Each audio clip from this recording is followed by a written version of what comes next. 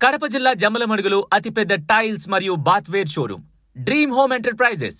మా వద్ద నాణ్యత, మన్నిక మరియు సరికొత్త డిజైన్లతో చేసే ఫ్లోర్ టైల్స్, వాల్ టైల్స్ మరియు బాత్వేర్ లభించును. Dream home enterprises, MPDO office road, Jammalamadugu. గతంలో ఏదైతే ఉందని చెప్పానో స్టాంప్ డ్యూటీ వీటికి సంబంధించి 94 కోట్లు, ఇదొక 74 కోట్ల రూపాయలు మనకు కార్పొరేషన్కు రావాల్సిన నిధులు రాకపోవడం వల్లనే ఈ దుస్థితి ఏర్పడింది. వీటన్నింటినీ కూడా కూలంకషంగా ప్రభుత్వం దృష్టికి, అలాగే ముఖ్యమంత్రి గారి దృష్టికి, అలాగే సిడిఎంఏ గారి దృష్టికి కూడా ఉత్తరాలు రాయడం జరుగుతుంది.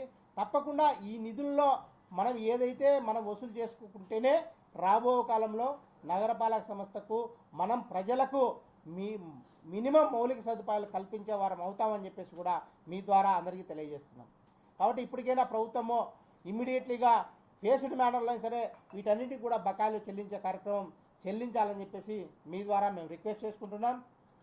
అదే కాదు, మనం గమనించాల్సింది అంటే ఇప్పుడు ఏపీడీసీలు 4 కోట్ల రూపాయలు మనకు బాకీ ఉన్నా కూడా కడప నగరపాలక సంస్థ దాదాపుగా ప్రతి నెల 1,35,00,000 రూపాయల కరెంటు బిల్లు చెల్లిస్తున్నాం. మాకు 28 రోజుల లోపల చెల్లించకుంటే, నేను ఈ మధ్య కాలంలో కొంచెం గమనిస్తే సర్ఛార్జ్ అంటే ఇన్ టైంలో మేము డబ్బులు కట్టకపోవడం వల్ల ఈ 10-11 నెలల్లో దాదాపుగా 1,60,00,000 రూపాయలు పెనాల్టీ రూపంలో కట్టడం జరిగింది ఏపీఎస్సీ. అంటే మా దగ్గర ఫండ్స్ అవైలబుల్లో లేవు కాబట్టి వాళ్ళకి నెలకు బిల్లు చెల్లించాలి.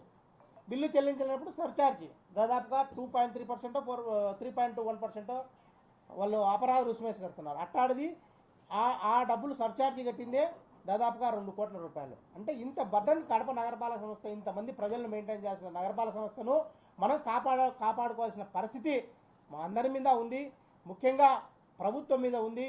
ఎందుకంటే మన గతంలో చెప్పినట్టే మనకు ఈ కడప నగరపాలక సంస్థకు పొటెన్షియాలిటీ తక్కువ, అంటే వచ్చే ఇన్కమ్ తక్కువ, ఖర్చులు ఎక్కువ ఉన్నాయి, ఇన్కమ్ తక్కువ ఉన్నాయి.